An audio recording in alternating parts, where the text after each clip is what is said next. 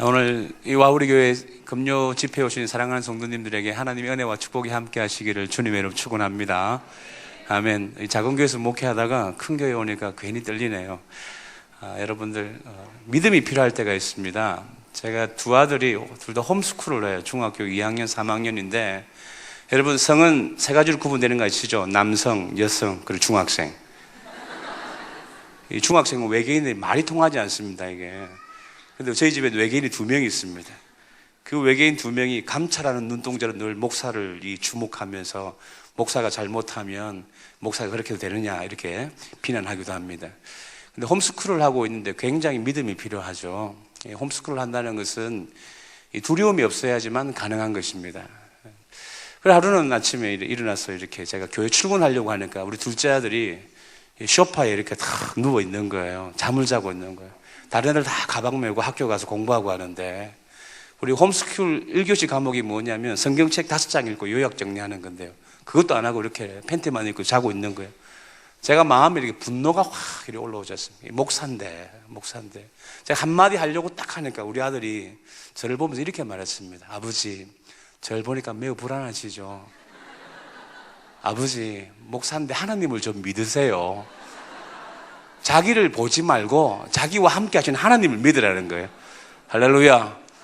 여러분, 이 밤에 우리 박만규 목사는 워낙 목회 잘하는 교회, 저자훈련 교회, 제가 재직 세미나로 왔지만 제가 무엇으로 여러분에게 은혜를 함께 나눌 수 있겠습니까? 이 시간에는 여러분에게 하나님 은혜가 들어갑니다. 할렐루야. 아멘. 오늘 믿음으로 하나님의 말씀을 받으시기를 주님을 축원합니다. 우리 찬송 한 장 부르고 같이 기도했으면 좋겠는데요. 주 음성 외에는 더 기쁨 없도다. 우리 찬송 같이 한번 성령의 기름 부으심을 사모하면서 같이 찬송하고 기도하겠습니다. 주 음성 외에는 참 기쁨 없도다. 날 사랑하신 주 늘 계시 기쁘고 기쁘도다.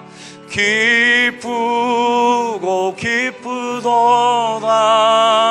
항상 기쁘도다. 나 주께 왔사오니 복주옵소서. 4절하며 그 귀한 언약을 그 귀한 언약을 이루어 주시고 주 명령 따를 때 늘 계시옵소. 기쁘고 기쁘도다. 항상 기쁘도다. 나 주께 왔사오니 복주. 가슴에 손을 얹고 기쁘고 기쁘도다. 기쁘고 기쁘도다. 항상 기쁘도다. 나 주께 왔사오니 복주. 한 손 높이 들고 기쁘고 기쁘도다. 기쁘고 기쁘도다. 항상 기쁘도다. 나 주께 왔사오니 복주. 성령의 기름 부심을 사모하며 기쁘고 기쁘고 기쁘도다. 항상 기쁘도다. 나 주께 왔사오니 복주옵소서. 이 시간 성령의 기름 부심을 사모하며 하나님 말씀을 통하여서 내가 은혜 받기를 원합니다. 하나님 말씀을 통하여서 참된 복을 누리기를 원합니다. 이 시간이 기쁨의 현장이 되어지게 하여 주시옵소서. 하나님이 기뻐하시면 우리에게 은혜를 주실 줄 믿습니다. 하나님이 기뻐하시면 이 시간에 질병이 치유될 줄 믿습니다. 하나님이 기뻐하시면 우리 상한 마음이 회복되어질 줄 믿습니다. 하나님 말씀이 역사하는 밤이 되어지게 하여 주실 제목 가지고 우리 주님 찾고 통성으로 한번 기도하겠습니다. 주여 주여 주여. 살아계신 하나님 아버지 참으로 감사함을 드립니다. 하나님 아버지와 우리 교회 오늘 금요 성령 집회를 통하여서 하나님 재직 세미나를 통하여서 우리가 하나님 앞에 참된 기쁨을 회복하기를 소망합니다. 이 시간에 주님 앞에 왔습니다. 하나님 귀한 말씀이 귀에 들리게 하여 주시옵소서. 아버지의 말씀을 통하여서 우리가 30배, 60배, 100배의 열매를 맺으며 이 시간 하나님의 놀라운 은혜를 경험하기를 원합니다. 하나님께서 은혜 베풀 자들에게 은혜를 베풀어 주시옵소서. 하나님께서 이 시간에 성령의 놀라운 은혜를 부어주시고 기름 부으셔서 하나님 아버지 회복의 영으로 충만케 하여 주시옵소서. 간절히 원하고 원하는 것을 오늘 이 밤에 성령께서 강력하게 역사하여 주실 줄 믿습니다. 성령의 놀라운 능력이 나타날 줄 믿습니다. 하나님 아버지 정말 말씀의 역사를 통해서 우리 심령이 뒤집어지는 밤이 되어지게 하여 주시옵소서. 전능자의 위로가 우리와 함께하기를 원합니다. 오 거룩하신 하나님 아버지 도와주시옵소서. 말씀을 따라 저희들 이 시간에 나와 싸우니 하나님 우리 성령으로 충만케 하여 주시옵소서. 우리를 붙들어 주시옵소서. 주님께서 우리에게 은혜를 주실 줄 믿습니다. 감사하며 예수님의 이름으로 기도드리옵나이다. 아멘. 우리 하나님께 영광의 박수 드리겠습니다.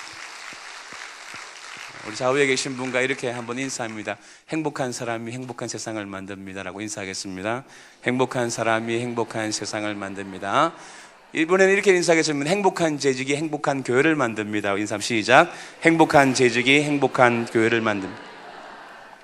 할렐루야. 하나님의 은혜와 축복이 오늘 이 밤에 함께하기를 주님의 축원합니다. 아멘.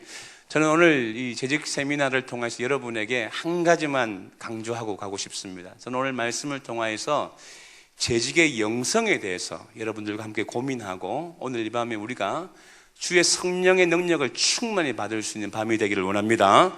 하나님, 여러분 이 재직의 가슴에 불을 받는 것이 굉장히 중요합니다. 아멘. 여러분 1000명의 재직보다 와우리교회 1000명 이상의 재직이 있는 줄 아는데 여러분 1000명의 재직보다 999명의 재직보다 한 명 가슴에 불 받은 재직이 더 중요합니다. 여러분 교회는 말입니다. 용사도 있고 또 제자도 있고 알곡도 있고 가라지도 있고 연약한 믿음의 성도도 있습니다. 아주 복합체죠. 그런데 여러분 생각해 보십시오. 교회가 늘 가라지 같은 성도만 있으면 안 된다고요. 하나님 앞에 용사와 같은 성도, 정말 불받은 성도, 정말 하나님 앞에 좋은 재직이 있을 때 그 교회가 부흥을 이룰 줄 믿습니다. 저는 교회 사역을 하면서 내린 결론이 하나 있습니다. 저는 처음부터 이것을 경험했는데 교회 사역에서 가장 중요한 것이 무엇이냐? 프로그램도 별로 중요하지 않아요. 훈련도 중요하지만 그다지 중요하지 않습니다. 가장 중요한 것이 뭐냐면 결론은 사람입니다. 아멘. 여러분 사람이 결론이에요. 어떤 사람이 어느 교회에서 어떻게 신앙생활을 하느냐에 따라서 그 교회 수준은 달라질 수 있습니다. 저는 원래 목사를 할 사람이 아니었습니다. 저는 목사가 되지 않기 위해서 굉장히 노력한 사람입니다. 저는 목사가 되지 않기 위해서 정말 열심히 부모님에게 반항하며 그렇게 살았습니다.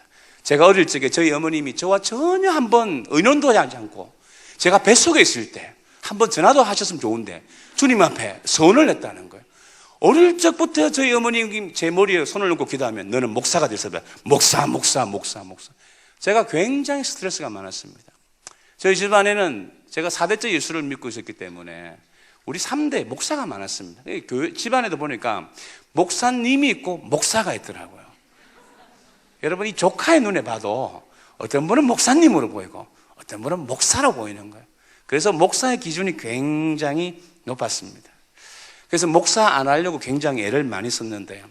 저희 어머니는 굉장히 열정적인 신앙인이었습니다. 당대 신앙인이었어요. 그냥 남자가 예수 믿는다는 거 하나 바라보고 시집을 오신 분입니다. 그래서 열심히 예수를 믿는 분이었습니다. 그 열정이 뭐 인격 이런 거 아무 의미가 없어요. 인격은 전혀 상관이 없어요. 저희 어머니가 인격이 좋았다는 생각은 한 번도 들지 않아요. 제가 지금 이 말을 할 수 있는 이유는 저희 어머니가 8월 때 천국에 가셨기 때문에 제가 이 말을 할 수 있지 살아계시면 그 말을 못 하실 거예요. 어느 정도로 인격과 관계없이 신앙생활을 열심히 했느냐면 아버지하고 어머니하고 부부 싸움을 하셨어요. 옛날에는 이 단칸세방에 살지 않았습니까? 저녁에 아버지와 어머니가 9시 뉴스 나오기 전에 부부 싸움을 한 걸 제가 눈으로 봤거든요. 외동아들은 제가 보고 여동생이 봤어요. 그래서 굉장히 다투셨어요. 그리고 난 다음에 굉장히 다투고 나면 어떻습니까? 분위기가 싸지 않습니까? 근데 저희 어머니가 하는 말이 강령아 예배드리자. 부부 싸움을 하고 아버지는 돌아서 앉아있고 어머니는 그 강력한 그 열정적인 신앙을 가지고 아들, 딸을 무릎을 꿇게 하고 예배를 드리는데 제가 예배를 드리면서 그때 저희 어머니께서 부르신 찬송이 주와 함께 길 가는 것, 그 찬송을 부르는데 내가 도저히 주님과 같이 길 가는 것 같지가 않아요. 어린 나이에 봐도 잘못된 것 같아요. 여러분, 이런 열정적인 어머니 밑에서 제가 신앙생활을 하다 보니까 목사에 대해서는 좀 부정적인 것이 많았습니다. 근데 어머니는 굉장히 저를 목사로 만드시려고 애를 많이 쓰셨습니다. 제가 어쩔 수 없이 신학교에 갔고, 그래서 이제 군대 갔다 오면 내 마음대로 할 것이다, 이런 마음을 가지고 있었어요. 제대를 하는 순간 저희 어머니가 저와 전혀 동의하지 아니하시고 저를 또 복학을 해놓은 거예요. 그래서 학교를 안 다니려고 하니까 저희 어머니께서 그때는 꼬시는 방법이 돈밖에 없었습니다. 24살 총각에게 무엇을 사주셨느냐 하면 티코 승용차를 하나 사주셨습니다. 여러분, 티코 승용차를 사주니까 사주는 첫날 밤에 제가 외박을 했습니다. 너무 좋아가지고. 남자들은 그런 게 있잖아요. 자동차에 대한 그 로망이 있지 않습니까? 밤새도록 차를 타고 다니고 한 달 동안 정신없이 그냥 이 티코는 국민차 몰고 다니면서 정말 좋아했어요. 그때 티코 시리즈 제가 한 50개는 외우고 있었어요. 티코 시리즈 시간이 되면 좀 이야기하겠지만 시간이 없어서 그냥 넘어갑니다. 차에 너무 미쳐있을 그 당시 저희 어머니가 저한테 용돈을 안 주는 거예요. 여러분, 차 기름값을 안 주니까 차를 탈 수가 없지 않습니까? 어머니, 차를 사줬으면 기름값은 주셔야죠. 그때 휘발유 1리터 520원 할 때입니다. 저희 어머니 하시는 말씀이, 내가 더 이상 차를 사줬으면 됐지 내게 뭘 해주겠느냐. 너는 차를 유지하고 싶으면 전도사를 나가서 사례를 받아서 그거로 차를 유지하라는 거예요. 아니, 제가 아무리 목회가 하기 싫지만 저희 어머니가 저를 전도사로 내몰기 위해서 사실 사용하신 방법이었어요. 제가 자존심이 있지, 어떻게 하나님의 나라의 전도사가 차를 유지하기 위해서 사역을 나갈 수 있겠습니까? 그건 아니다 싶었어요. 그런데 2달을 차를 세워 놓으니까 도저히 제 마음이 성령에 이끌려서 전도사를 나갈 수밖에 없었습니다. 전도사를 나가서 그때 항시 한 달 사례를 30만 원씩 받으면서 차를 유지했습니다. 마음에 그런 게 이게 문제가 있는 거예요. 아니, 이게 주의 나라를 위해서 사역을 해야 되는데 티코를 유지하기 위해서 사역을 하는 이 목회자, 이 전도사, 이건 날라리잖아요. 이 고민은 있는 거예요. 다 빨리 때려치워야 된다. 때려치우고 싶은데 딱 보면, 차를 보면 때려치울 수가 없는 거예요. 여러분, 그때 그 24살의 그 총각 전도사의 마음을 아실는가 모르겠습니다. 그런데 제가 그때, 저는 굉장히 날라리 전도사였는데 제가 맡은 이 중고등부가 부흥을 하는 거예요. 이게 더 놀라운 사실 아닙니까? 여러분, 차를 유지하기 위해서 나온 전도사가 맡은 중고등부가 40명의 중고등부가 6개월 만에 100명이 됐어요. 할렐루야. 여러분, 안 놀라시는군요. 성령이 안 충만해도 티코만 잘 유지해도 부서가 부흥을 하더라고요. 저한테 얼마나 큰 딜레마가 있겠습니까? 그때 제가 섬겼던 목사님은 개척교회 목사님이셔서 개척교회를 잘 하셔서 성도가 100명쯤 되는 그런 교회였는데 그 교회 안에 이 목사님께서는 굉장히 영성 있는 분이셨습니다. 수요일만 되면 전사를 이끌고 산기도를 가시는 분입니다. 제가 전도사니까 안 갈 수는 없고, 여러분 그런 거 있잖아요. 티코를 유지하기 위해서 어쩔 수 없이 가야 되는 그런 마음.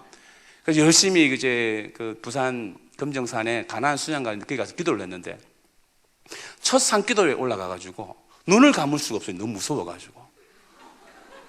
여러분 생각해보면 제가 성령이 충만해서 이끌려간 게 아니고 티코를 유지하기 위해서 간 거예요. 그래서 눈을 감을 수가 없어요. 제 첫 산기도를 잊지 못하는 게 기도하면서 눈을 한 번도 감지 못했어요.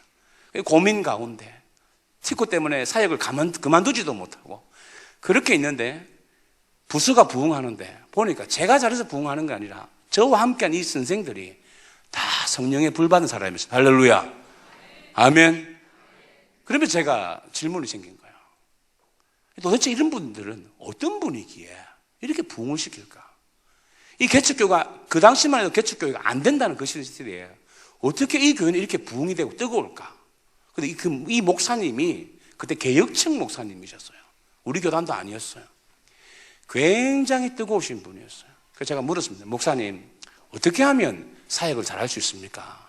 이 티코만 유지하면 안 되잖아요. 앞으로 이제 르망을 유지해야 되기 때문에 나름대로는 제 생각이 있었어요.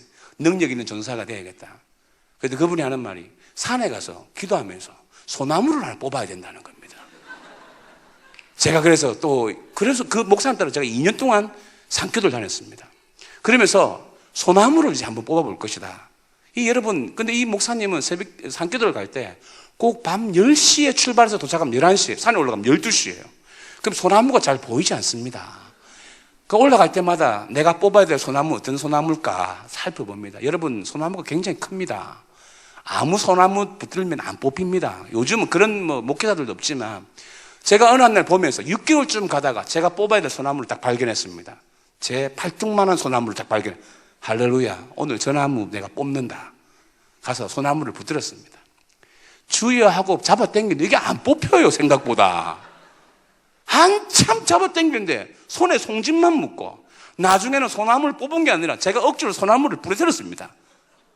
소나무를 휘어다 보니까 발로 밟고 해서 겨우 이제 뽑지는 못하고 소나무를 분질러 부고 그렇게 내려왔는데, 그때 어쨌든 제가 그 2년 세월을 통하여서 제가 가지고 있던 잘못된 이 신앙의 가치관들이 많이 바뀌고, 여러분들이 믿으실는지 모르겠지만 제가 성령의 불을 받았습니다. 할렐루야, 아멘.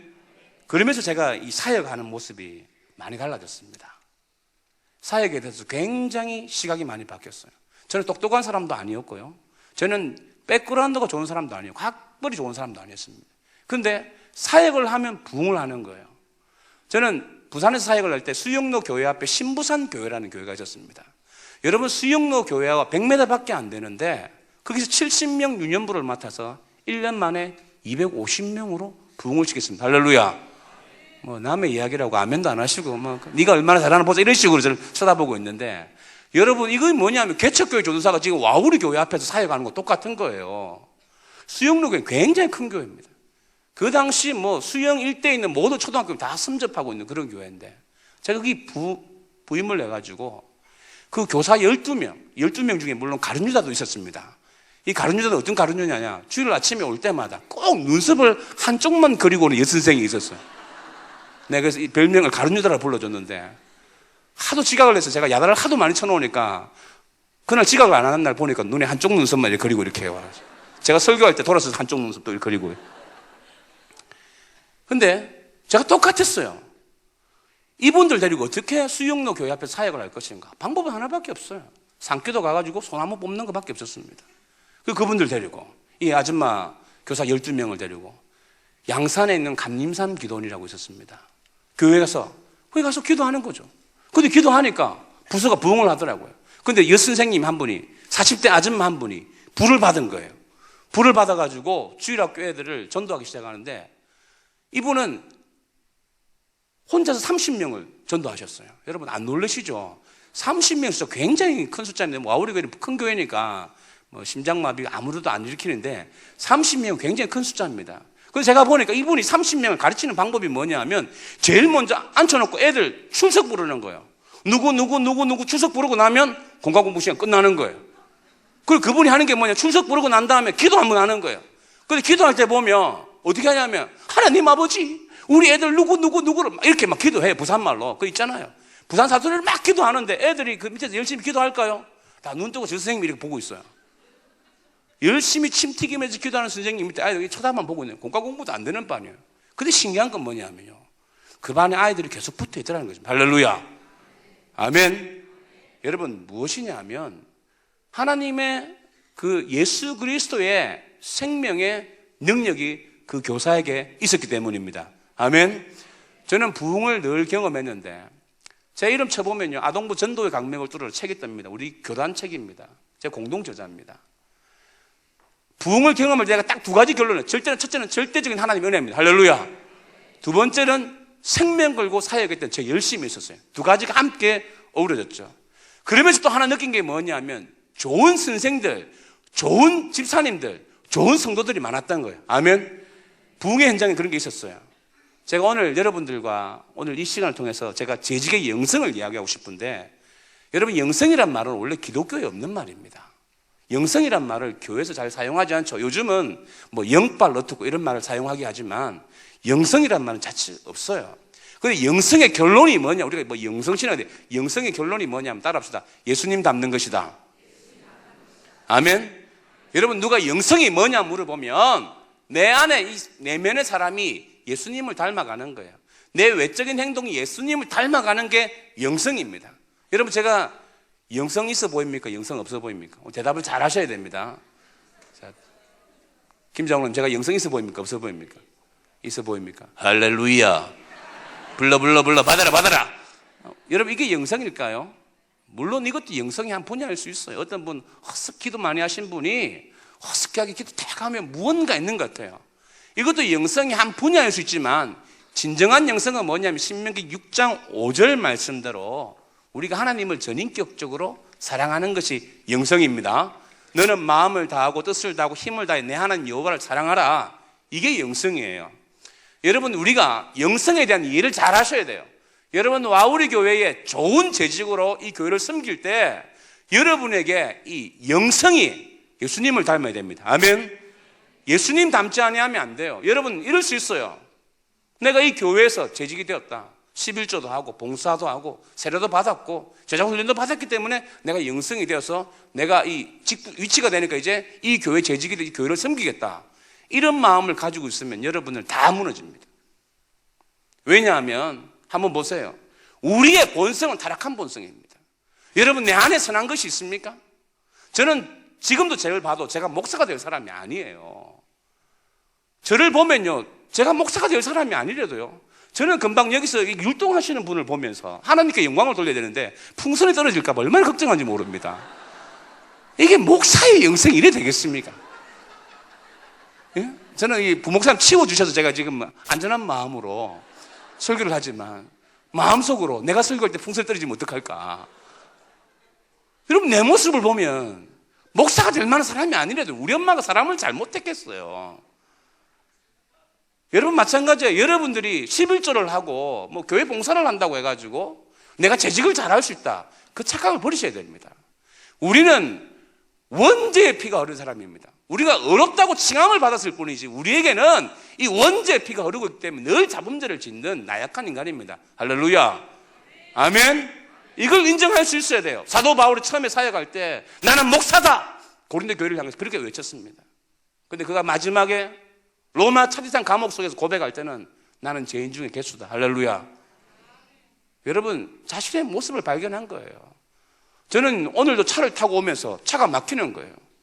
이 와우리온데 봉담 저쪽에 막힌 거예요. 고속도로에서 빨리 오려고 고속도로 탔다가 이 촌놈이 고속도로 탔는데 너무 차가 많이 막히는 거예요. 근데 누가 하나 끼어드는 거예요. 그러면 제가 그냥 끼워줄 수 있잖아요. 순간적으로 제 입에서 야이 옛날에 뭐 이 새끼 저 새끼 했는데 요즘은 좀 달라져가지고 저 아저씨께서 또 그 정도 하다가 아니면 좀 얼굴만 이렇게 인상을 찌푸립니다. 제가 왜 이럴 말냐면 저의 이 본성을 보면 목회를 할 만한 사람이 아니라는 거죠. 근데 어느 한 날 하나님의 사역을 하면서 제가 느낀 게 뭐냐면 내 사역의 근원이 내 안에 있는 것이 아니라 예수 그리스도의 생명에 있습니다. 아멘. 아멘. 여러분들이 좋은 재직이 될 수 있는 것, 좋은 재직의 영성을 가질 수 있는 건 여러분의 인격이나 여러분의 경험이나 여러분 사회적 백그라운드나 학벌이 아니에요. 예수님을 닮은 그 영성, 예수의 생명이 내 안에서 충만하게 역사하는 그 영성이 있어야 될 줄 믿습니다. 아멘.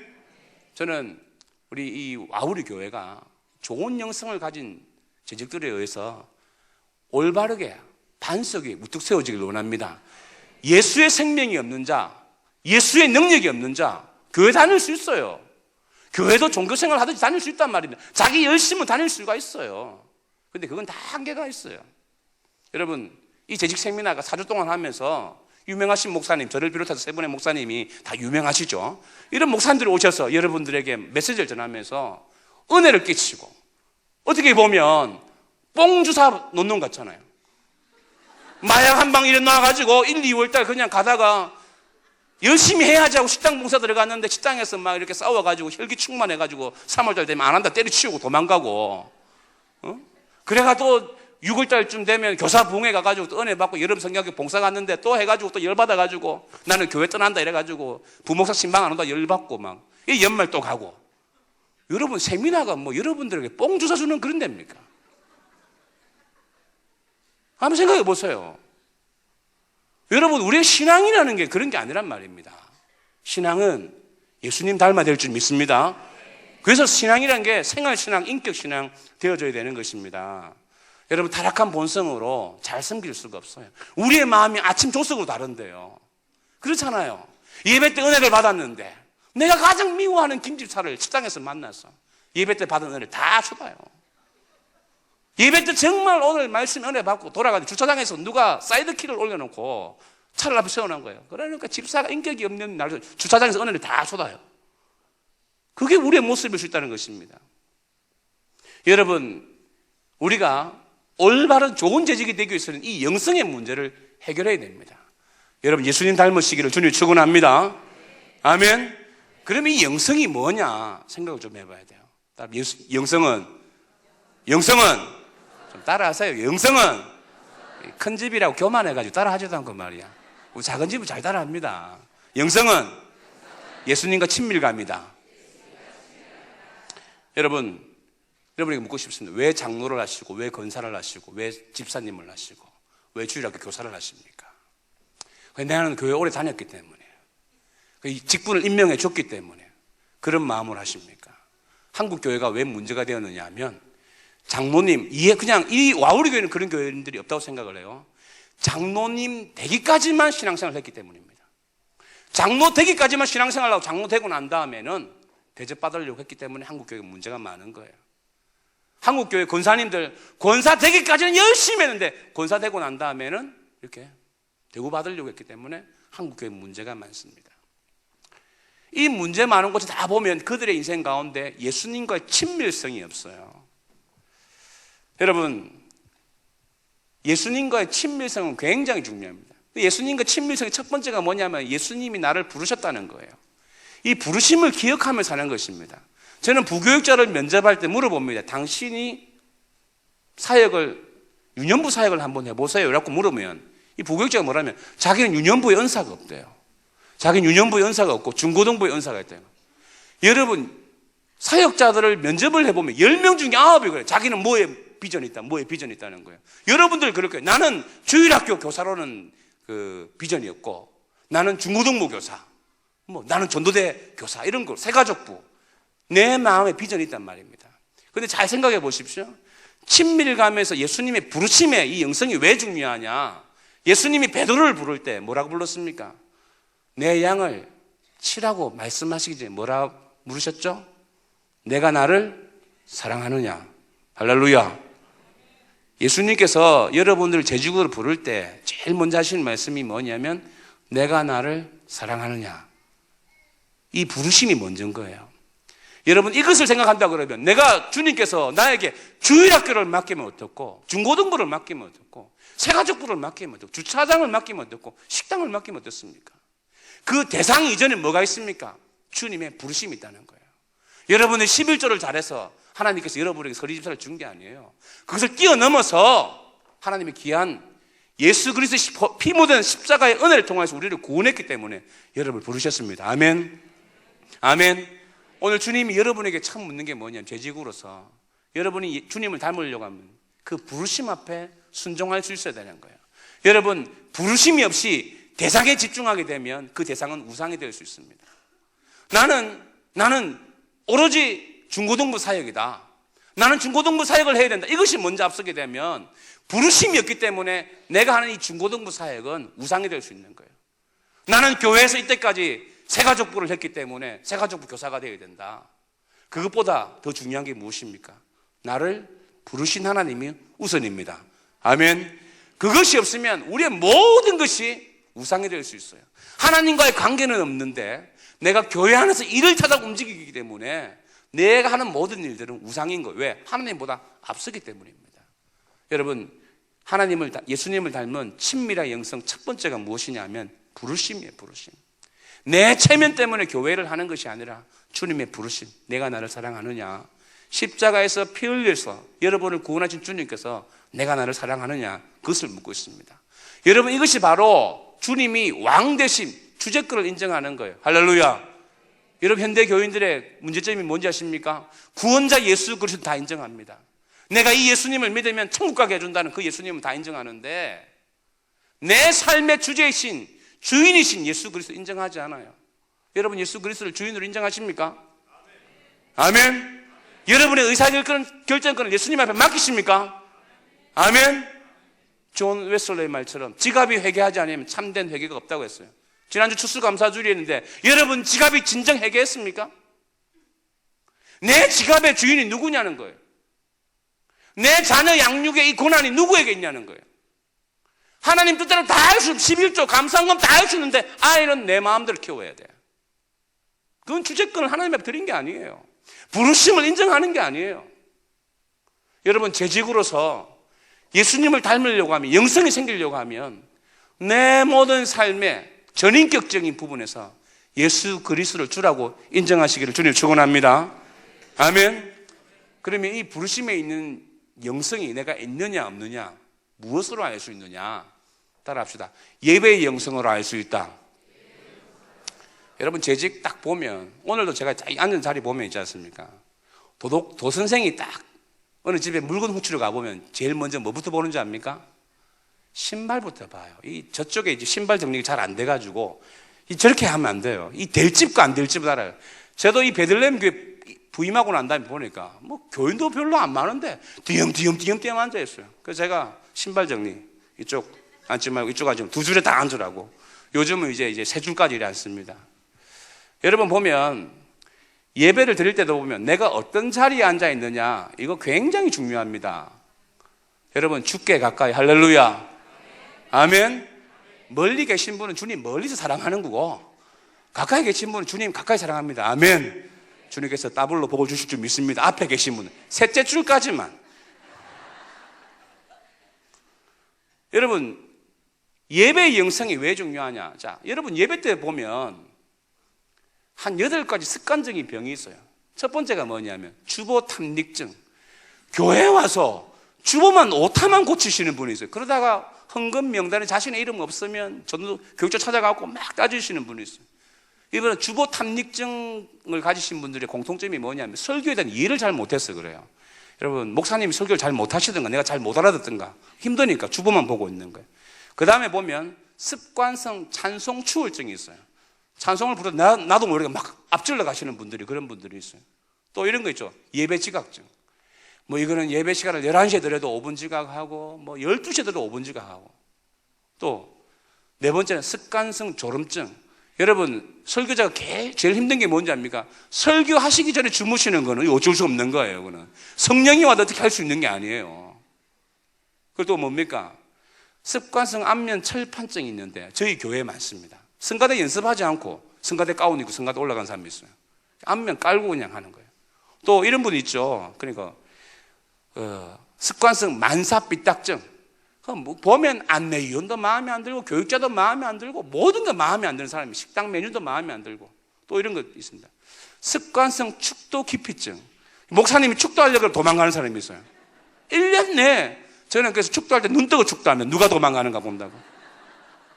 그거로 저희 교인들이 도망가잖아요. 여러분, 왜 예배 시간에 이런 일들이 일어나느냐? 부르심에 대한 그게 분명하지 않으니까 예배에 대한 마음이 없는 거예요.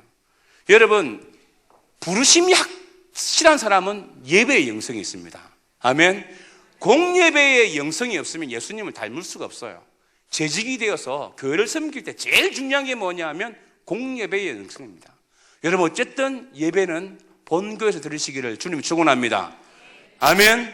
아멘 안 하시는 분들 있는데 아멘 하세요. 아멘. 제가도 1년에 한 번 정도 교회를, 주일 예배를 이렇게 휴가 때문에 다른 곳에 드리는데 이 베들레헴 교회 와서 그러지 못하고 있어요. 제가 굉장히 저를 힘들게 하시는 성도 한 분이 계세요. 이분은 저희 교회에서 헌금도 굉장히 많이 하시는 분입니다. 헌금도 많이 하시고 나이가 43살인가 43살이에요. 43살인데 이분이 1년에 세금을 한 국가에 한 12억 정도 냅니다. 조금 놀라시네. 근데 이분은 사업체를 법인으로 하지 않고 개인으로 합니다. 왜냐하면 교회 헌금을 많이 하기 위해서. 법인으로 하면 헌금을 많이 할 수가 없대요. 1년에 저희 교회 헌금을 보통 한 4억 정도 해주세요. 조금 놀래주세요. 근데 이분이 전도도 열심히 해요. 토요일 되면 나와서 전도도 열심히 하고, 기가 막힌 거는 새벽마다 교회를 온다는 거 아닙니까? 그리고 통성으로 기도하고 있습니다. 교육자보다 더 오래. 저는 이분이 목사인지 집사인지 구분이 안 되는데 다 좋다 이거야. 근데 이분이 유럽으로 13일짜리 출장을 가면, 여러분 그래도 1년에 뭐 100억 불 이상 수출하시는 분이니까 유럽으로 출장을 가면 13일짜리입니다. 여러분 갈 때 일반석 타고 가겠어요? 비즈니스 타고 가겠어요? 비즈니스 유럽까지 가는데 얼마인 줄 아십니까? 600만 원 정도 합니다. 600만 원짜리를 타고 가서 토요일을 다시 와요. 주일 예배를 드리고 월요일날 다시 가세요. 저는 굉장히 미스테리한 사람과 함께 교회를 섬기고 있습니다. 제가 올여름에 휴가를 13일을 받았는데 주일날 교회 예배 드리러 왔습니다. 너무너무 목사를 힘들게 하는 집사가 있습니다. 저는 그분을 보면서 느낀 게 뭐냐면 하나님께서 그분의 인생 가운데 기름 부으신 축복이 뭐냐면 예배의 영성이 있다는 것입니다. 아멘. 아멘. 여러분, 가진 자가 예배의 영성으로 무릎을 조아린다는 건 쉽지가 않아요. 여러분 한번 생각해 보십시오. 남에게 답답한 것이 별로 없는데 본교회 목사가 설교를 그렇게 잘하는 목사도 아닌데 예배를 참석하기 위해서 유럽에서 다시 오는 거예요. 그리고 주일 예배를 풀로 섬기시고 월요일 다시 독일로 날아갑니다. 그것도 1년에 그것을 여러 번씩 하고 있습니다. 제가 잊어버릴 때마다 하시는 바람에 제가 이번 1월 달에 미국을 가려고 하는데 6일짜리로 끊을 수밖에 없는 이유가 바로 여기에 있습니다. 여러분, 제가 왜 예배의 영성을 강조하냐? 예배가 잘 되지 않는 사람은 예수 그리스도의 보좌의 그 은혜로부터 끊어진 사람입니다. 여러분, 예배에 문제가 있으면 그의 영성에 문제가 있는 거예요. 예배에 집중하지 못하면 그의 이 내면의 영적인 것에 문제가 있는 거예요. 신앙생활을 잘 못하는 사람들의 공통점이 뭐냐면 예배에 집중을 안 해요. 예배에 대해서 갈급함이 없어요. 영적인 것에 대한 관심 자체가 없습니다. 여러분, 예배는 우리의 영성에 굉장히 중요합니다. 공예배의 영성이 분명해야지만 좋은 재직이 될 수 있습니다. 아멘. 공예배의 영성이 분명해야지만 영성이 성장할 수 있습니다. 아멘. 공예배 엉뚱하게 드리면서 이 부서예배 가가지고 공예배 참석 안 해요. 그래놓고 주일학교 교사한다고 부서예배 가는 사람들 있거든요. 저는 그런 사람들 봉사 못하게 합니다. 우리 교회에서는 안 됩니다. 왜 그들이 문제냐면 제가 주일학교 사역을 하면서 내린 결론이 뭐냐면 공예배 참석하지 않고 부서예배 간 사람들은 그 부서예배 참석 안 해요. 참석 안 하고 예배 때는 가만히 있다가 이제 2부 프로그램 하면 그때 뭐 막 합니다. 여러분, 그 교사 밑에 배우는 아이들이 뭐가 되겠습니까? 저는 홈스쿨 하면서 저희 집에 가정예배를 제가 일주일에 한 2번 정도는 꼭 드리려고 합니다. 제가 바쁘다 보니까. 우리 큰아들은 찬양 인도 위원장, 그리고 둘째 아들은 예배 운영 위원장입니다. 그러니까 제가 보직을 줬어요. 그러면 우리 둘째 아들이 주보를 만든다고 문자가 옵니다. 카톡으로. 아빠, 오늘 본문은 어떻게 되십니까? 우리 예배 인원이 4명입니다. 그 주보를 꼭 만듭니다. 그리고 광고도 한 번씩 실어요. 오늘 예배 이후에 치킨 파티가 있습니다. 이런 광고도 실고 하는데. 제가 왜 가정예배인데 이 주보를 만드느냐? 예배의 소중함을 아이들에게 가르쳐 주기 위해서입니다. 여러분, 꼭 기억하십시오. 공예배가 안 되는 사람, 공예배를 쉽게 생각하는 사람은 결코 좋은 재직이 될 수가 없고요, 좋은 영성을 가질 수 없습니다. 여러분, 예배를 잘 드리게 되면 어떤 역사가 일어나냐면 인간적인 힘이 빠져요. 할렐루야. 예배 때 은혜를 받으면 내 마음에 욕심이 사라집니다. 할렐루야. 예배 때 은혜를 받으면 내 마음의 분노와 인생의 두려움과 조급증이 다 사라집니다. 아멘.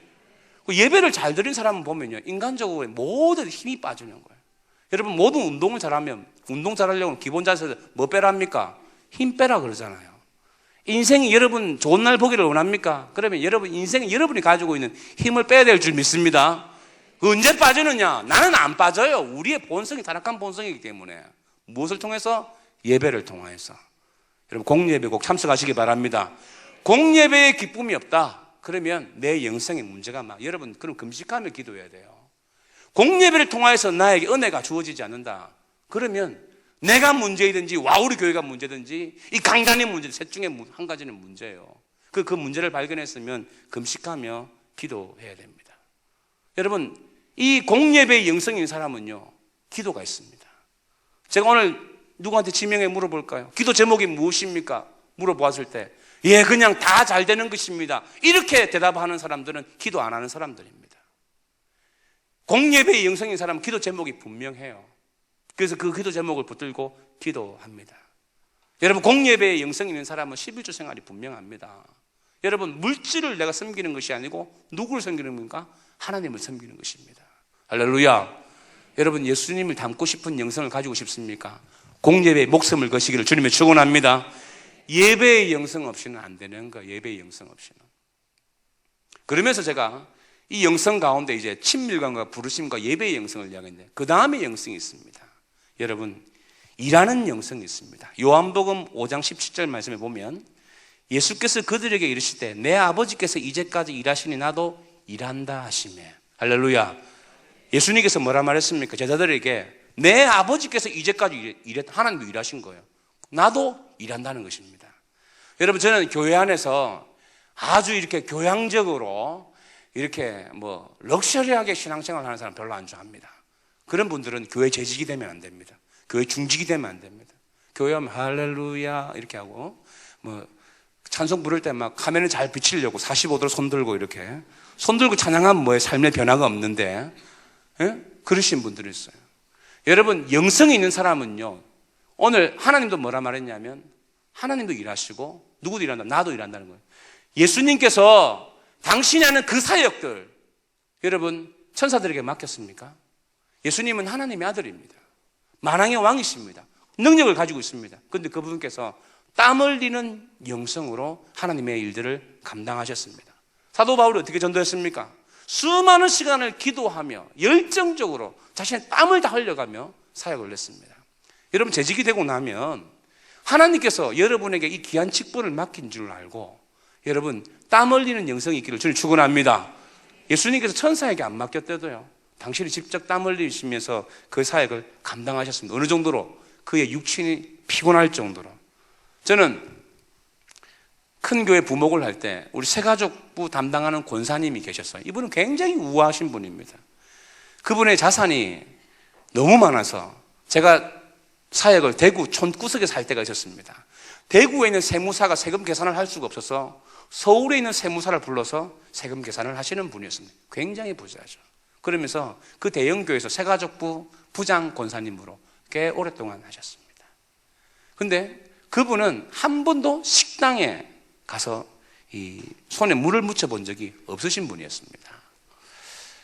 근데 당에서 이런 일이 일어난 거예요. 아니, 누구는 말이야, 이렇게 우아한 일만 하고, 우리 집 사람은 저 식당에 가가지고 말이야, 국수 3,500명의 국수를 삶아야 되느냐, 이렇게 문제가 돼가지고 모든 권사는 의무적으로 이제 로테이션으로 식당에 가서 1년씩 봉사하는 걸로 이렇게 당에서 결정이 난 거예요.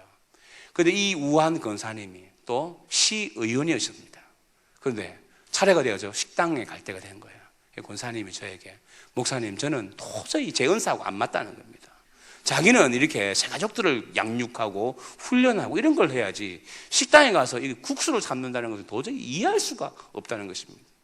그런데 그분께서 이제 순서에서 어쩔 수 없이 식당에 가게 되셨는데, 식당에서 주일날 3,500명의 국수를 삶으면서 처음에는 성령이 충만하지 않고 육신이 충만해지고 국수 다시다가 충만해지더라는 거예요.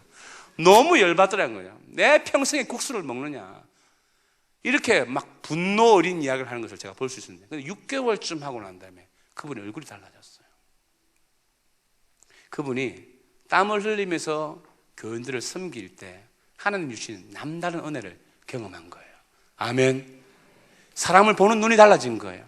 자신은 평생 한번 가정일도 제대로 안 해보신 분이었는데, 늘 가정부가 있었고 그런 집이었는데 허드렛 일을 하면서 예수 그리스도의 마음을 알게 됐다는 것입니다. 아멘. 여러분, 땀 흘리는 영성이 있어야 될 줄 믿습니다. 아멘. 교회 안에서 땀 흘리는 영성이 없으면 여러분, 우리가 이 교회를 온전히 섬길 수가 없는 거예요. 그러면서 그 다음에 영성이 하나가 무엇이냐면 눈물의 영성입니다. 요한복음 11장 35절인데 예수님께서 눈물을 흘리시더라. 자, 요한복음 11장 35절에 보면 예수님께서 눈물을 흘리시더라고 성경 기록하고 있습니다.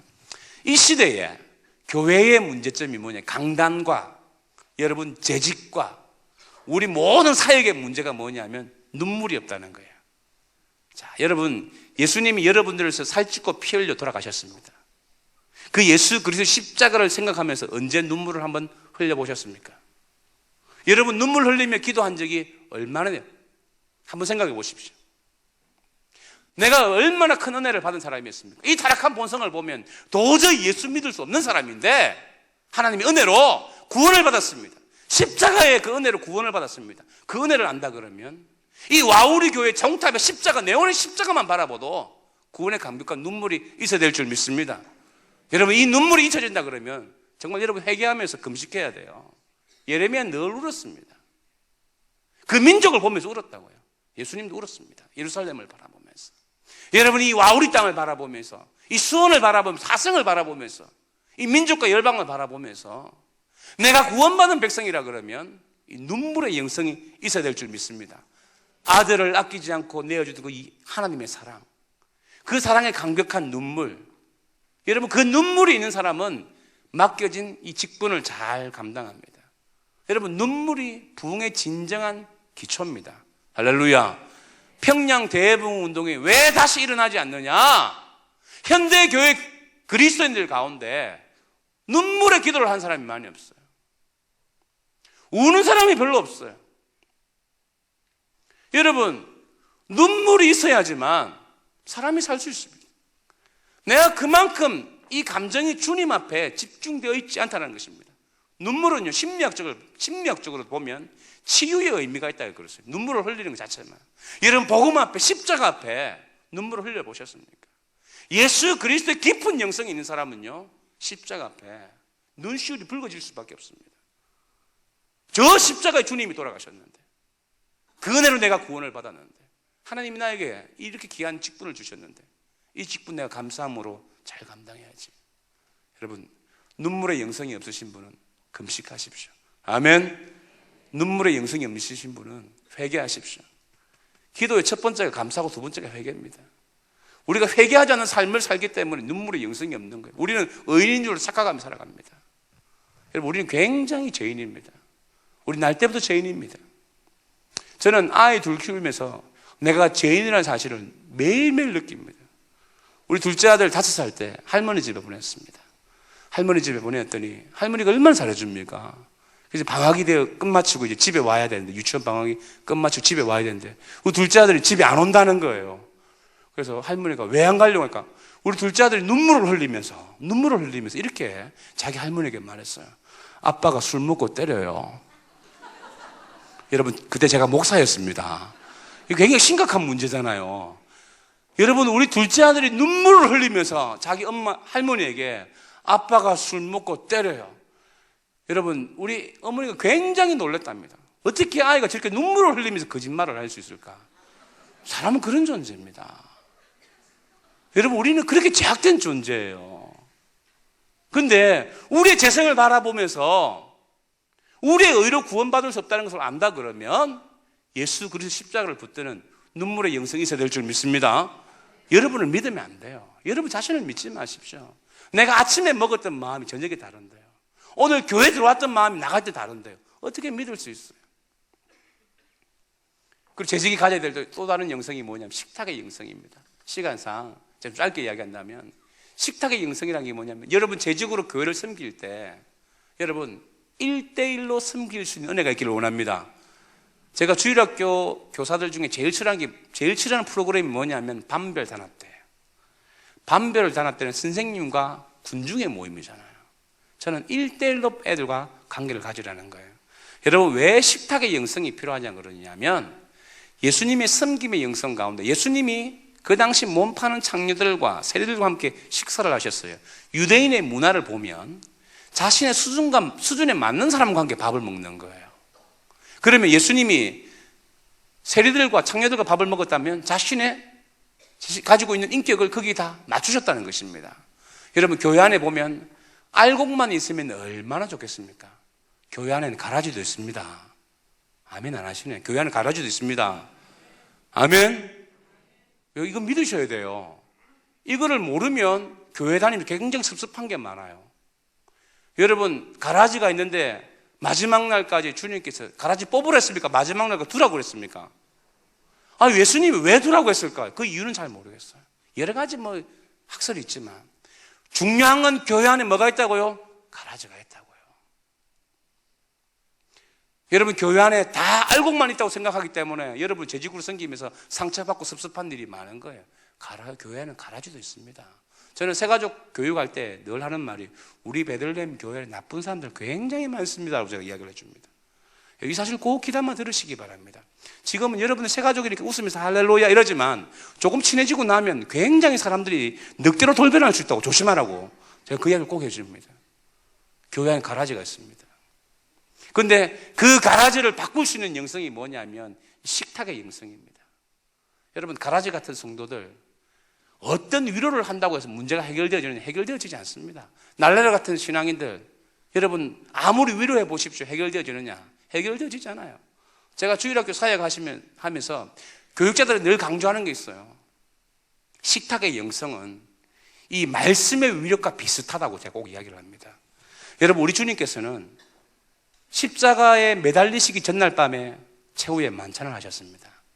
식탁의 영성을 가지고 부활하시고 난 다음에 디베라 바닷가에 가서 베드로에게 물고기 구워주면서 그죠? 식탁의 영성으로 접근했습니다. 제가 사역을 하면서 문제 있는 학생들을 만났을 때 떡볶이 사줍니다. 떡볶이 먹으면서 얘가 감동이 없다. 그 다음에는 피자 사줍니다. 피자 사줬는데 그 다음 주 교회 안 온다. 그 다음에 어디 갑니까? 빕스 갑니다. 빕스 가면 해결 다 됩니다. 여러분 구역 안에 문제 많은 교인들 처음에 짜장면 사주고 싶죠. 안 되면 탕수육 추가하고 안 되면 몰고 저기 강릉까지 갔다 와서 해 사주고 오십시오. 그래서 안 변한 사람이 있다면 그 사람은 주님의 자녀가 아닐 수 있다고 생각을 하십시오. 식탁의 영성은 대부분 바꿔놓습니다.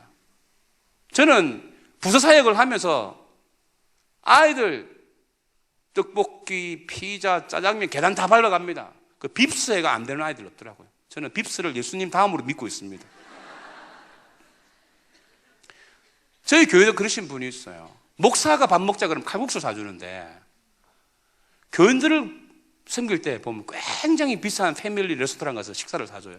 그 집사님에게 물었어요. 집사님, 왜 목사하고 밥 먹을 때는 맨날 칼국수 사주고 또 이상한 성도들하고 먹을 때는 그렇게 좋은 데 갑니까? 하니까 목사님은 별로 인생에 문제가 없으시잖아요. 그분이 굉장히 선한 사역을 하세요. 우리 교회 안에서. 당신이 주일마다 교회 안에서 상처받고 힘들고 어려운 사람을 식사를 사주는 거예요. 그래서 그분은 이번에 장로가 되셨습니다. 무슨 말인지 모르겠죠. 밥 얻어 먹은 사람 다 표를 밀어붙여가지고.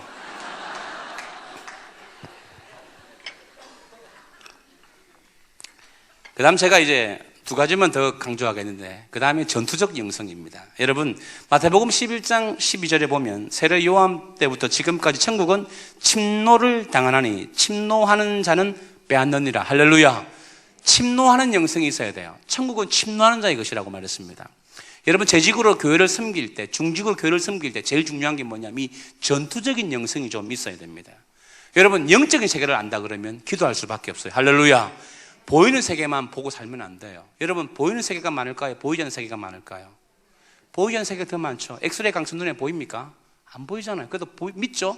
여러분 이 시대 이 세계는 보이지 않는 게 굉장히 많습니다. 자, 오늘 여러분들이 오늘 재직 세미나 참석해서 세미나 듣고 기도했습니다. 그럼 마귀는 가만히 있을까요? 마귀는 여러분들과 두세 배 부흥회를 하면서 어떻게 하면 빨리 이 재직에서 낙심하게 만들 것인가 작전 회의를 한다고요. 이 영성의 세계를 볼 줄 알면 전투적인 영성을 가질 수밖에 없습니다. 여러분 신앙인은 살아가면서 이 전투적인 영성을 가져야지만 늘 승리하는 삶을 살아갈 수 있어요. 이 전투적인 영성을 가지지 아니하면 여러분들이 가지고 있는 그 재직이라는 직분은 날라리일 수 있어요. 15층에 떨어져도 아무도 죽지 않는 그런 날라리가 돼가 신앙생활을 할 수 있어요. 주일 예배 한 번만 참석하는 사람이 무슨 인생에 고민이 있겠습니까? 여러분 한번 보세요. 교회 한 번 참석하는 사람은요, 주일 일주일에 한 번 교회 오는 사람은요, 아무런 인생에 고민 없이 살아갑니다. 그러나 여러 가지 사역을 하는 사람들은 늘 사역에 대한 갈등과 고민이 있어요. 상처받고. 그때 그 모든 문제를 해결할 수 있는 영성이 뭐냐면 바로 전투적인 영성입니다.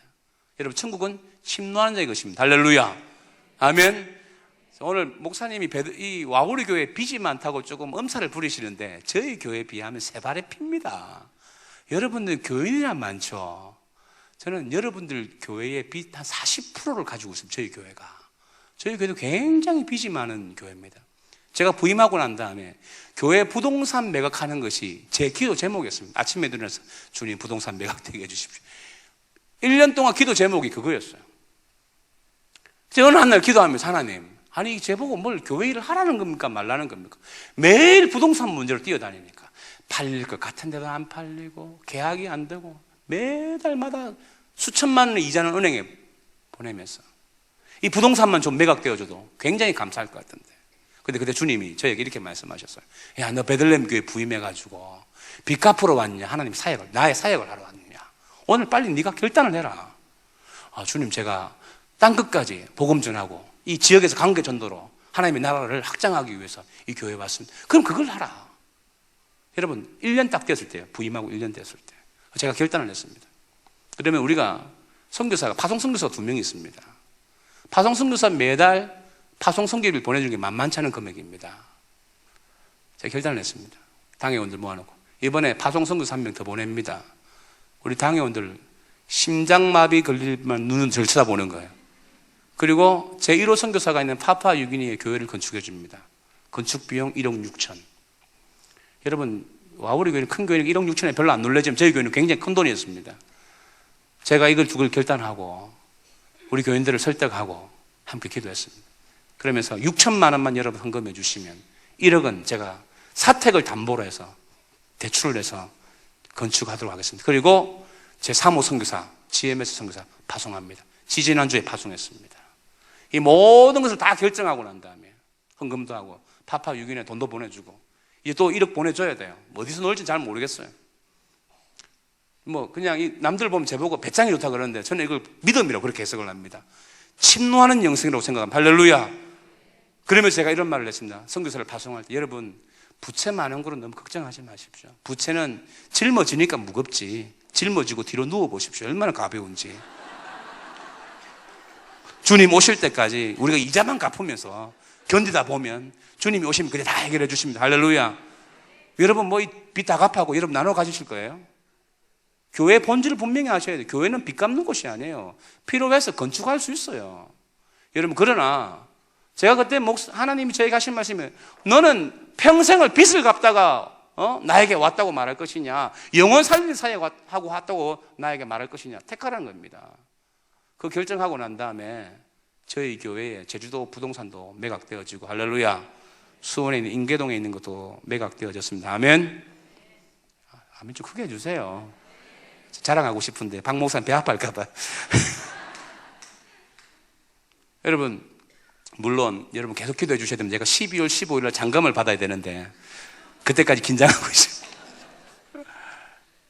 여러분 보십시오.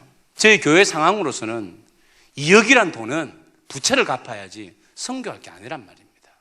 그런데 선교를 하니까 하나님께서 다 매각도 해주시고 진짜 엉뚱한 사람이 와서 땅을 사갔어요. 제주도에 있는 땅은 제주도 본토민은 절대 사지 않는다고 하는 땅인데 그 동네 사람이 샀습니다. 저도 그 소식 듣고 심장마비 걸릴 뻔했습니다. 아니 왜 제주도 사람이 그 땅을 사냐? 아무도 안 산다 그랬어요. 하나님이 눈먼 사람을 만나게 해가지고 팔렸어요. 근데 더 배가 아픈 거는, 그리고 보름 뒤에 어떤 사람이 제주도 땅을 사겠다고 우리 교회 찾아왔다는 거예요. 내가 팔았던 가격보다 2억을 더 주겠다고. 내가 보름만 더 참을 걸. 여러분, 제가 여러분에게 부탁드리고 싶은 게 뭐냐면, 내가 주의 일을 하면 주님께서 나의 일을 할 줄 믿습니다. 이게 전투적 영성이에요. 침노하는 자의 영성이에요. 내가 주의 일을 하면 주님께서 나의 일을 해주신다. 여러분, 12정탐꾼 중에 10명은 다 부정적인 이야기를 했습니다. 2명만 긍정적인 이야기를 했어요. 그 시각이 뭐냐? 보는 거의 차이입니다. 10명은 똑같은 현상을 부정적으로 봤고 2명은 똑같은 현상을 긍정적으로 봤어요. 하나님이 기뻐하시면 된다는 거예요. 아멘. 여러분, 출애굽할 때 60만 3,550명이 출애굽을 했어요. 그런데 가나안 땅에 들어간 사람은 여러분 60만 3,548명이 강야에서 죽고 2명 들어갔습니다. 왜 그럴까요? 전투적인 영성, 침노하는 영성, 가나안 땅 우리의 밥이다 라고 외쳤던 믿음의 사람을 한 사람은 가나안 땅에 들어갔습니다. 아멘. 그러므로 주님께서는요, 대중으로 군중으로 교회를 세워가지 않습니다. 침노하는 영성, 전투적인 영성을 가진 소수의 사람을 통해서 하나님의 나라를 세워갔습니다. 아멘. 그 소수의 사람이 되기를 주님의 축원합니다. 아멘. 저는 이번 추수감사주일날 우리 교인들에게 헌금을 작정하게 했어요. 내년 2014년 11월 16일 추수감사주일 헌금을 작정하라. 365일 곱하기 1,000원씩. 그거 안 되는 사람은 500원, 안 되는 사람은 100원 하라. 제가 작정을 시켰어요. 우리 주일날 작년에 한 400명 정도 출석을 해요. 1,000원씩 작정하면 얼마냐면 36만 5천 원이에요. 한 가정에 한 구자가 아니고 한 사람 앞에 하나. 여러분, 그런데 딱 절반 하더라고요. 절반. 제가 그래도 감사했죠. 절반 하는 것도. 여러분들도 작정하세요. 침노하는 영성이 굉장히 중요합니다. 하루에 1,000원 정도의 하나님의 은혜를 사모해야 되지 않겠습니까? 아멘. 1,000원 해봤자 한 달이면 3만 원. 3만 원 12번 모으면 돼요. 저는 이 감사의 기적 운동이라고 해가지고 우리 교인들이 권면하고 있습니다. 여러분, 제가 추수감사헌금을 보면서 과연 침노하는 영성이 있느냐? 수원에 있는 갑오정 갈비 가서 밥을 먹어도 이 돈 갖고는 안 될 것 같은데 이걸 가지고 1년 감사라고 내어놓는 그 영성 앞에 하나님이 무슨 복을 주시겠느냐? 여러분, 돈이 여러분의 인생을 좌지우지하면 여러분 돈에게 끌려다닙니다. 돈이 여러분의 인생을 결정하지 못하도록 침노하는 영성을 가지시길 주님 축원합니다. 아멘. 여호수아 갈렙 꼭 기억하십시오. 목사님, 내 주위에 너무 부정적인 사람이 많습니다. 이런 사람 다 부정적입니다. 여러분, 똥파리는 어디에 날아갑니까? 내가 뭐라는 겁니까? 여러분, 좀 왜 이래 늦지? 여러분, 똥파리는 어디 날아갑니까? 내 주위에 부정적인 사람이 많다 그러면 누가 부정적인 사람이란 거예요? 내가 부정적인 사람이에요. 여러분, 침노하는 영성 가운데 보면 이 부정적인 것 때문에 말아먹는 영성이 있어요. 좌우간 이게 홍해 가르듯이 막 전도회 가면 전도회 갈라버리고, 가정교회 가면 가정교회 갈라버리고, 주일학교 가면 주일학교 갈라버리고, 이런 사람이 있어요. 여러분, 부정적이면 그래 됩니다. 여러분, 그리고 마지막으로 제가 이제 강조하고 싶은 게 여러분, 섬김의 영성입니다. 요한복음 13장 13절, 요한복음 13장 14절인데 예수님께서 말씀을 읽지 않겠습니다. 내일 십자가를 져야 되는데 오늘 밤에 뭐 하셨죠? 최후의 만찬을 하시고 난 다음에 뭘 하셨죠? 제자들의 발을 씻어줬습니다. 여러분, 성경을 읽을 때 분위기를 볼 줄 알아야 돼요. 성경을 읽을 때 그냥 읽으면 안 돼요. 성경은 문맥과 분위기를 볼 수 있어야 돼요. 예수님이 내일 십자가를 져야 되는데 오늘 제자들의 발을 다 씻어줬습니다. 그럼 이건 예수님의 유언입니다. 유언입니다. 내일 십자가를 져야 할 분이 얼마나 하시고 싶은 말씀이 많겠어요. 너희들 교회를 개척할 때는 이렇게 해야 된다. 교회를 섬길 때는 이렇게 해야 된다. 이런 말씀을 다 하시지 않고 대야에 물을 가져와서 수건을 허리에 동이시고 제자들의 발을 씻어줬습니다. 내일 십자가에서 돌아가실 분이에요. 그러므로 이건 서번트 리더십은 굉장히 중요합니다. 여러분, 제주교로 교회를 섬길 때 제일 중요한 건 이 섬김입니다. 그 섬김에 대해서 구약 성경을 가지고 좀 구체적으로 제가 설명한다 그러면 구약 성경에서 보면 유월절을 지킨 왕이 딱 2명이 있습니다. 역대하 30장 18절에 보면 히스기야, 역대하 35장 1절에 보면 요시야, 이 두 왕이 유월절을 지켰어요. 그런데 히스기야는 유월절을 지킬 때에 문제가 좀 있었어요. 양을 드리는 게 좀 부족해서 배고픈 사람이 제사를 드리기 전에 고기를 먹어서 문제가 일어나가지고 히스기야가 하나님 앞에 회개의 기도, 치유의 기도를 해서 그 하나님 앞에 벌을 받은 사람이 치유되어지는 그 사건이 있었어요. 그런데 요시야 때는 유월절을 지켰을 때 굉장히 잘 지켰어요. 여러분, 역대하 35장을 한번 읽어보십시오. 그때 보면 요시야도 하나님 앞에 많은 양을 드렸고요, 방백들도 드렸고요, 레위 사람들도 드렸고요, 제사장들도 양을 다 드렸어요. 그래서 유월절을 지킬 수 있도록 풍성한 섬김이 있었어요. 자, 여러분, 이 와우리 교회가 하나님 앞에 온전히 세워지려고 하면 이 섬김의 리더십이 필요합니다. 특별히 재직들이 책임지는 것이 꼭 필요합니다. 제가 이번에 우리 교회 중직을 세우면서 중직자 교육을 했는데 한 목사님이 오셔서 교육을 한대. 제 마음에 굉장히 남는 게 있어요. 여러분, 중직이라 그러면 교회의 1년 예산에 책임이 있는 성도가 되어야 된다는 겁니다. 절기 헌금에 대해서 책임을 질 수 있어야 되고, 이게 섬김입니다. 요시야 때 왜 유월절을 잘 지킬 수 있었느냐? 섬김의 영성이 있어서 그렇습니다. 여러분, 이 와우리 교회가 그냥 돌아갈 것 같습니까? 책임 있는 성도에 의해서 돌아갑니다. 그 섬김에 대한 철저한 모습이 있기를 주님의 축원합니다. 그러면서 제가 이제 섬김에 대한 한 가지 예를 들고 마치려고 합니다. 여러분, 섬길 때 제일 마귀가 우리를 굉장히 많이 공격하는 게 뭐냐면, 따라합시다. 섭섭마귀. 섭섭마귀. 교회 사에 가면 제일 힘든 게 뭐예요? 섭섭마귀가 찾아오는 거예요. 마귀는 옛날처럼 우는 천사와 같은 모습을 찾아오지 않고 광명한 천사의 모습 찾아왔어. 올 11월 달쯤 되면 내년에는 이제 사역 그만해도 된다. 얼마나 열심히 했느냐. 좀 쉬어라. 그렇게 찾아옵니다. 그러면서 너를 알아주지 않지 않느냐. 우리를 굉장히 섭섭하게 합니다. 이게 마귀의 굉장한 전략 중에 하나입니다.